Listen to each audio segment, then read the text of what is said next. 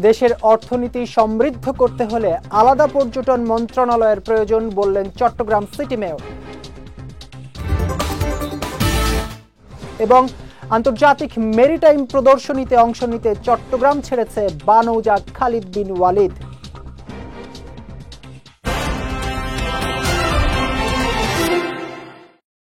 আসসালামু আলাইকুম। চট্টগ্রাম সংবাদে আমন্ত্রণ জানাচ্ছি আমি জাওয়াদ অন্তু। শুনছিলেন শিরোনাম, এবারে বিস্তারিত।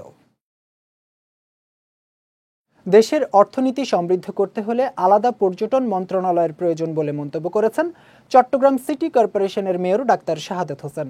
আজ নগরীর পেনিনসুলার হলরুমে আয়োজিত 3 দিন ব্যাপী ভ্রমণ ও পর্যটন মেলার 15তম আসরের উদ্বোধনী অনুষ্ঠানে তিনি এই মন্তব্য করেন। বলেন, আলাদা মন্ত্রণালয়ের অভাবে কক্সবাজার, বান্দরবান ও রাঙামাটি সহ দেশের বিভিন্ন প্রান্তের ট্যুরিস্ট স্পটগুলো বিশ্ববাসীর কাছে ঠিকভাবে উপস্থাপন করা যাচ্ছে না। এ সময় আলাদা মন্ত্রণালয় গঠিত হলে পর্যটন শিল্প দেশের অর্থনীতিতে গুরুত্বপূর্ণ ভূমিকা রাখবে বলেও আশা প্রকাশ করেন চট্টগ্রাম সিটি মেয়র। অনুষ্ঠানে চট্টগ্রাম ট্যুরিস্ট পুলিশের police super Uttam Prasad Pathak, US Bangla এয়ারলাইন্সের মহাব্যবস্থাপক মোহাম্মদ কামরুল ইসলাম সহ অনেকে উপস্থিত ছিলেন।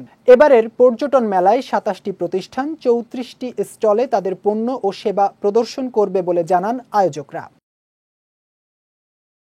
আন্তর্জাতিক মেরিটাইম প্রদর্শনীতে অংশগ্রহণের জন্য বাংলাদেশ নৌবাহিনী জাহাজ বানৌজা খালিদ বিন ওয়ালিদ চট্টগ্রাম বন্দর ত্যাগ করেছে।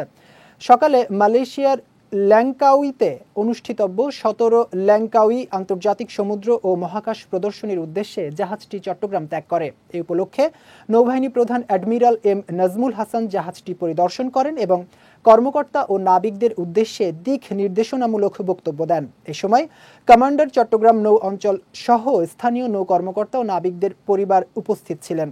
আগামী 20 মে থেকে শুরু হওয়া 5 দিন ব্যাপী এই প্রদর্শনীতে বিশ্বের বিভিন্ন দেশের উচ্চ পর্যায়ের প্রতিনিধি, পর্যবেক্ষক ও নৌবাহিনীর জাহাজ অংশগ্রহণ করবে। পরে আগামী 29 মে আন্তর্জাতিক মেরিটাইম প্রদর্শনী শেষে জাহাজটি দেশের নৌঘাঁটিতে প্রত্যাবর্তন করবে।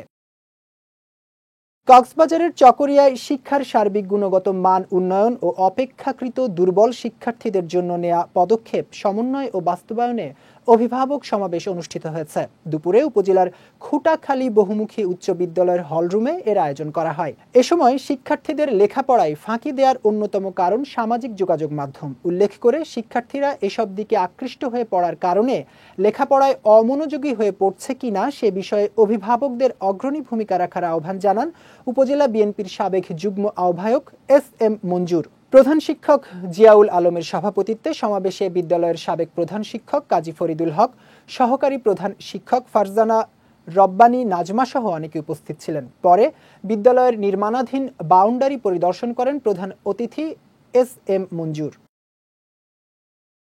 চট্টগ্রামের কালুরঘাটে রেল ও সড়ক সেতু নির্মাণ প্রকল্পের ভিত্তিপ্রস্তর স্থাপন করায় আনন্দ মিছিল করেছে স্থানীয়রা। সকালে শতবর্ষী কালুরঘাট সেতুর পশ্চিম প্রান্ত থেকে মিছিলটি শুরু হয়ে পূর্ব প্রান্তে এসে শেষ হয়। মিছিল শেষে কালুরঘাট সেতু বাস্তবায়ন কমিটির যুগ্ম আহ্বায়ক মুস্তফা নঈমের সভাপতিত্বে ও মোহাম্মদ আলীর পরিচালনায় এক সংক্ষিপ্ত সভায় বক্তব্য রাখেন সৈয়দ জাকির হোসাইন, মঞ্জুর মোর্শেদ, ইকবাল সহ অন্যান্যরা।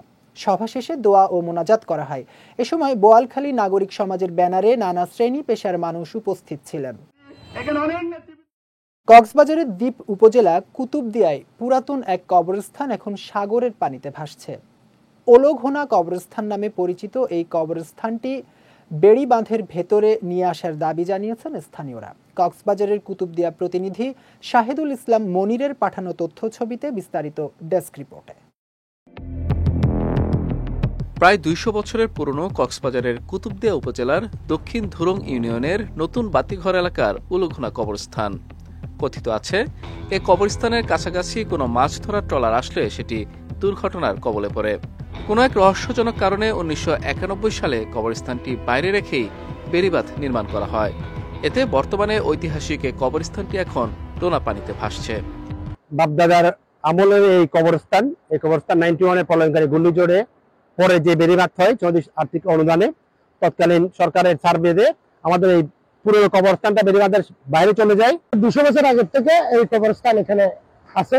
সরকারের কাছে দাবি করছে আমাদের বাপদাদার এই পুরাতন কবরস্থানটি যেন বাংলাদেশ সরকার এখানে সুপার ডাক বেরিবাদ খাওয়ার সময় যারা ভিতরে নিয়ে আসে এর অনেক মুরব্বিল আছে আরা বেরিবান অবস্থানের বাইরে পশ্চিমে দিতে চাই ইয়ান আরা সরকারের কাছে আবেদন এই বেরিবানটা যেন এই বাইরে যায়, অবস্থানের পশ্চিমে যায়, অবস্থান যেন এই ভিতরে আসে। এদিকে পূর্বপুরুষদের স্মৃতি রক্ষায় অন্তর্বর্তী সরকারের কাছে এ বিষয়ে ব্যবস্থা নেওয়ার দাবি জানিয়েছেন এ জনপ্রতিনিধি।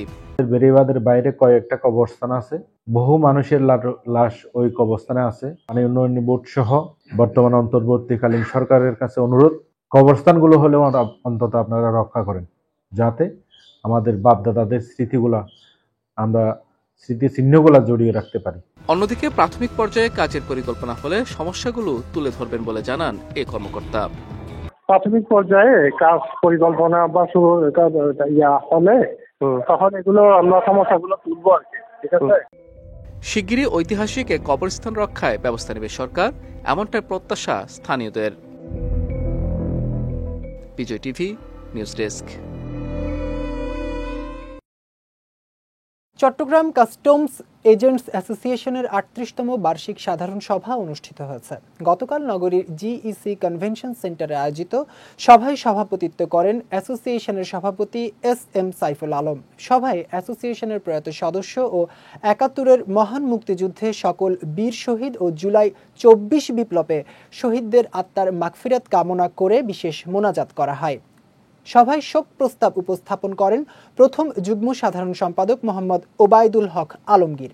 সভায় অর্থ সম্পাদক মুক্তার হোসেন পাটোয়ারি উত্থাপিত ২০২৪ অর্থ বছরের অডিট প্রতিবেদন এবং ২০২৫ সালের প্রস্তাবিত বাজেট অনুমোদন দেয়া হয়। এ সময় মোহাম্মদ দেলোয়ার হোসেন, মোহাম্মদ মুস্তফা কামাল আখতার, মোহাম্মদ নজরুল ইসলাম, বিভিন্ন অ্যাসোসিয়েশনের নেতৃবৃন্দ ও সাধারণ সদস্যরা উপস্থিত ছিলেন। চট্টগ্রাম মেডিকেল কলেজ হাসপাতালের ৪র্থ শ্রেণীর সরকারি কর্মচারী সমিতির চমেক আঞ্চলিক শাখার সভাপতি মোহাম্মদ বেলাল হোসেনের বিরুদ্ধে সমিতির এক মহিলা বিষয়ক সম্পাদককে ধর্ষণের অভিযোগ উঠেছে।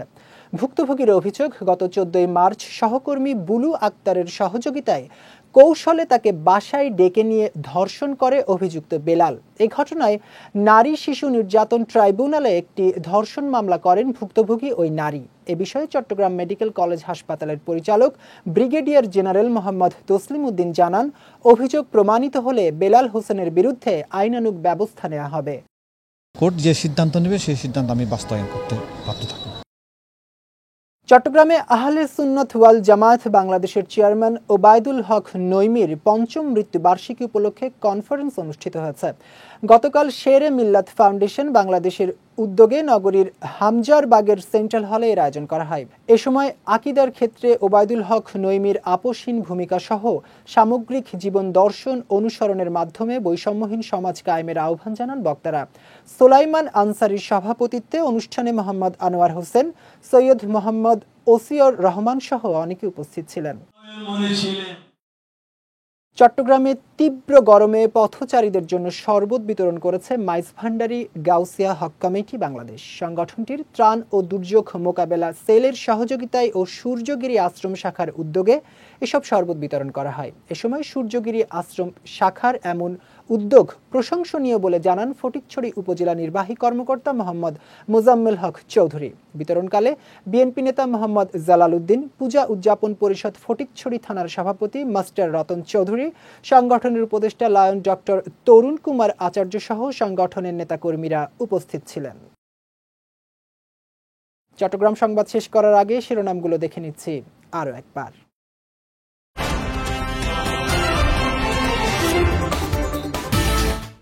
দেশের অর্থনীতি সমৃদ্ধ করতে হলে আলাদা পর্যটন মন্ত্রণালয়ের প্রয়োজন বললেন চট্টগ্রাম সিটি মেয়র।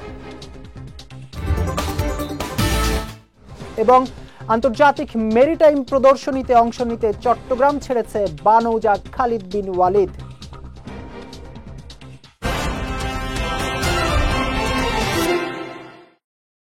চট্টগ্রাম সংবাদ শেষে আজকের মতো আমি জাওয়াদ অন্তু আপনাদের কাছ থেকে বিদায় নিচ্ছি। রাত ৯টায় আমাদের পরবর্তী বিজয় রাতের সংবাদ দেখার আমন্ত্রণ রইল। এছাড়াও আজকে চট্টগ্রাম সংবাদের ভিডিও দেখতে পারেন আমাদের ইউটিউব এবং ফেসবুক পেজে। আমাদের ইউটিউব হলো youtube.com/BJTV অফিসিয়াল এবং আমাদের ফেসবুক পেজ হলো facebook.com/BJTV লিমিটেড। এতক্ষণ সঙ্গে থাকার জন্য ধন্যবাদ সবাইকে।